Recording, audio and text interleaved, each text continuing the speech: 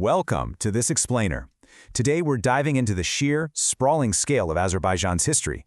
You know, if you've ever wondered how a nation actually survives at the absolute crossroads of Europe and Asia, literally caught between colliding empires for centuries, well, today we're exploring exactly how that intense geography shaped an incredibly resilient and dynamic identity. Let's get right into it. We're going to trace this journey across 6 key eras. 1. Crossroads of ancient civilizations. 2. Persian, Seljuk, and Safavid. 3. Russian rule to First Republic. 4. The Soviet era. 5. Independence and conflict. And finally 6. Modern economic and cultural revival. Okay, Part 1. Crossroads of Ancient Civilizations. So human survival in this region spans a genuinely unfathomable stretch of time. We are starting about 1 million years ago. 1 million! From the early hunters seeking shelter in the Azakh cave, we can actually trace a continuous line of habitation all the way up to the highly developed architecture of the Kura-Araxes civilization in the 4th and 3rd millennia BC. The sheer depth of history in this soil is just staggering. But what's super fascinating early on is the human adaptability. Back in the Middle Paleolithic era, early humans here were hunting massive animals. We're talking elephants, buffaloes, rhinoceroses. But as intensely harsh, freezing weather conditions rolled in during the Upper Paleolithic period, they had to pivot. They refined their technology, making these finely crafted flint tools, and shifted to smaller, much faster game like ibexes and boars. It's this perfect, very early example of the resilience that really defines the region. Moving right along to Part 2, Persian, Seljuk, and Safavid. Fast forward to the 15th and 16th centuries, and we hit the Safavid era. This was basically a total cultural explosion. We see intricate tile work, the absolute perfection of copper and arsenical metalwork, and the evolution of unique musical traditions like mugham. It was also a total golden age for the legendary miniatures from the Tabriz school, and a massive expansion of poetry. And beyond just the arts, this era established a profound Shia identity that would shape the region permanently. Because you see, the Safavids didn't just conquer territory, they fundamentally rewired the geopolitical and religious landscape. As our source notes, they, quote, injected new life into the culture of Islam in Iran and converted the Shia sect into a political religion, making it a liberating religion. This set the stage for basically 500 years of dominance over the territory, totally altering the everyday life of the people. Which brings us to Part 3, Russian rule to First Republic. So what actually happens when a culturally rich, strategically vital territory gets completely squeezed between two expanding, modernizing powers? Well, in the 19th century, as Iranian central power weakened, the Russian Empire aggressively pushed south into the Caucasus. Why? To secure Baku's vast oil wealth. This geopolitical land grab literally physically split the Azerbaijani people and their territory across two empires, forcing the northern territories into a rapidly industrializing Russian sphere. And this creates a really wild dual reality. On one hand, you've got Azerbaijani culture gaining this massive international prestige. I mean, an 1851 painting of Baku's Maiden Tower was exhibited all the way in London's Crystal Palace. But on the ground, the real prize was the oil.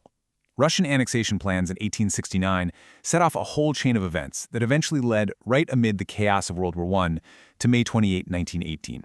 The establishment of the Azerbaijan Democratic Republic. This was incredibly historic, the very first democratic republic in the Muslim world.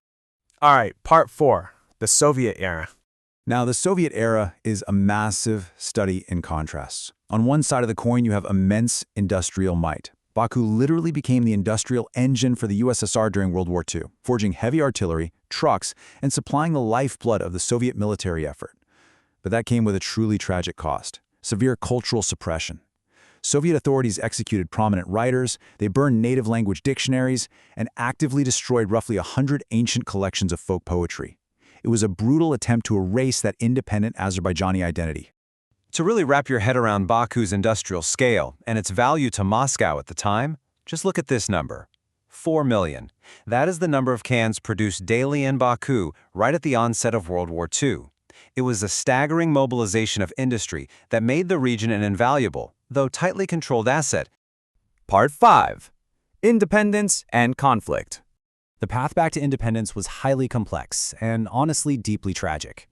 Looking at the timeline here, in 1988, pro-Armenian protests erupted in the Nagorno-Karabakh region. Amidst that escalating violence, Azerbaijan formally declared its independence from the falling USSR in August 1991. However, this triumph was heavily overshadowed by a devastating war. By the time a Russian-mediated ceasefire was signed in May 1994, the human toll was massive. Approximately 20% of Azerbaijani territory was occupied, forcing an estimated 750,000 refugees to flee their homes.